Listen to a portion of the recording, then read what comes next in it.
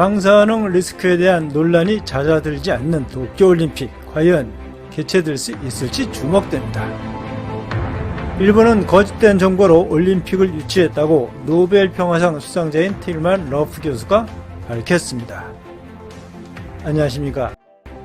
7개월 앞으로 다가왔지만 일본 정부는 절대 안전하다는 일본 주장과 인체 영향에 대해 적극 고려돼야 한다는 상반된 주장이 학계 일각에서는 계속 나오고 있습니다. 7개월여 앞으로 다가온 2020년 도쿄 올림픽을 두고 세계 곳곳에서 논란이 점차 커지고 있습니다. 일본 정부와 국제올림픽위원회 측에서는 후쿠시마는 관리되고 있으며 특히 올림픽이 열리는 도쿄에는 피해가 없어서 절대 안전하다고 주장하고 있지만 학계의 시선은 다소 엇갈리고 있습니다. 일각에서는 방사능이 인체에 미치는 영향의 특성이 더욱 주도 면밀하게 고려되어야 한다고 주장하고 있습니다. 일본 후쿠시마 지진으로 인한 쓰나미가 후쿠시마 원전을 덮친 건 지난 2011년 일입니다. 당시 비상전력까지 차단된 후쿠시마 원전의 핵연료봉은 녹아내렸습니다. 원전에서 엄청난 양의 방사성 물질이 뿜어져 나왔습니다. 후쿠시마 원전 사고는 1986년 구소련에서 발생한 체르노빌 원전 사고와 함께 국제 원자력 사고 등급의 최고 단계인 7단계를 기록한 참사였습니다. 원전 사고가 공포의 대상이 되는 이유는 체르노빌의 사례에서도 알 수 있듯이 원자로 폭발 과정에서 배출되는 방사성 물질이 생태계는 물론 인체에 적지 않은 영향을 미치기 때문입니다. 방사성 물질이란 방사선을 내는 물질을 말합니다. 불안정한 핵은 붕괴되면서 에너지가 높은 입자나 전자기파를 방출하고 안정화되는 과정에서 방사선이 방출됩니다. 세슘이나 스트론튬, 요오드 등이 대표적인 방사성 물질입니다. 지난 28일 서울 여의도에서 열린 도쿄올림픽과 방사능 위험이란 국제 토론회에서 틸만 러프 멜버른 대학교 교수가 발표하며 공개한 자료에 따르면 후쿠시마에서 50km 떨어진 지역에 사는 사람에 대해 1년 동안 방사능 노출을 분석한 결과 노출 추정량이 무려 100mS에 달하는 것으로 알려졌습니다. 밀리시버트는 방사능 측정 단위를 지칭합니다. 호주 멜버른 대학교의 틸만 러프 교수는 1985년 노벨 평화상을 수상한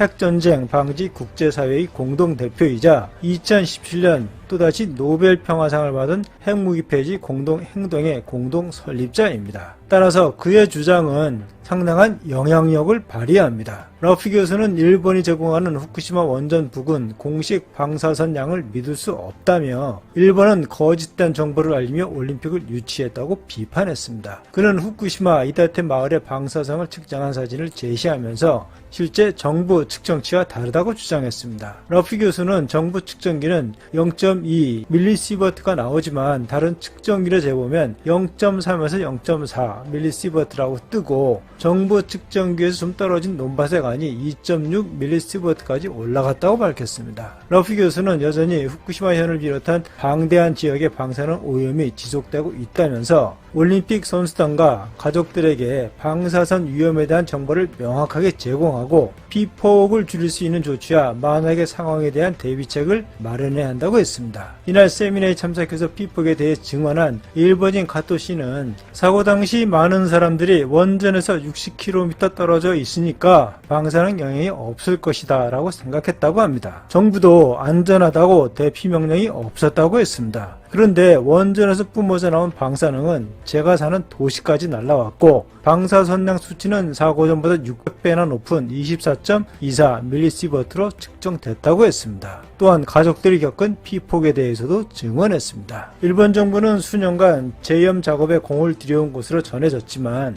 방사능 오염을 비약적으로 줄이는 데는 한계가 있었을 것이라는 것이 학계 일각의 시각입니다. 통상적으로 일반인이 1년간 노출돼도 안전하다고 보는 방사선 양은 1mS입니다. 물론 이 같은 기준치에도 논란은 있습니다. 학계에서는 이 같은 안전 기준이 인체에 아무런 영향이 없다는 의미는 아니다라고 강조합니다. 다량의 방사선에 노출되면 세포의 DNA 구조 변형이 일어나 암 등의 질환이 발생할 수 있는데 이 또한 사람에 따라 받는 영향이 제각각이기 때문입니다. 쉽게 말하면 안전기준은 완벽하게 안전하다는 의미가 아니라 방사선 피폭을 규제하기 위한 관리 차원에서 정한 수치라는 얘기입니다. 무엇보다 우려되는 건 일본 정부가 후쿠시마산 농산물의 안전성을 선전하기 위해 선수들의 이 음식을 공급한다는 방침을 고수하고 있다는 것입니다. 음식이나 물의 경우 내부 피폭, 즉 음식물이나 공기 등을 통해 인체에 흡수의 위험성이 있는데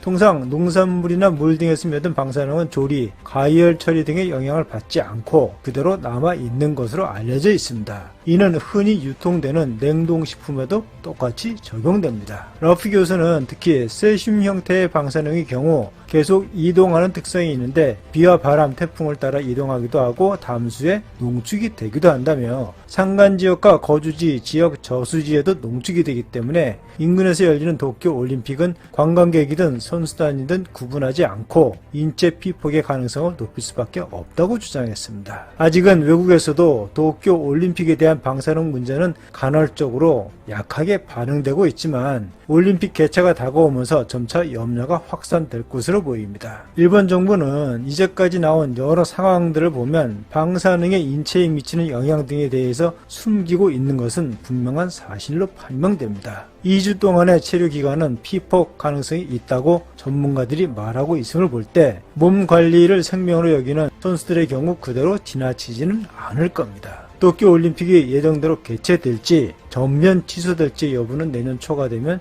더욱 정확하게 판가름 날 것으로 전망됩니다. 1조 7천억을 들인 도쿄 주 경기장이 30일 완공되었습니다. 그 경기장이 세계인들의 축제 자리가 될지 공포의 올림픽이 될지 아니면 대회 자체가 취소될지 주목되고 있습니다.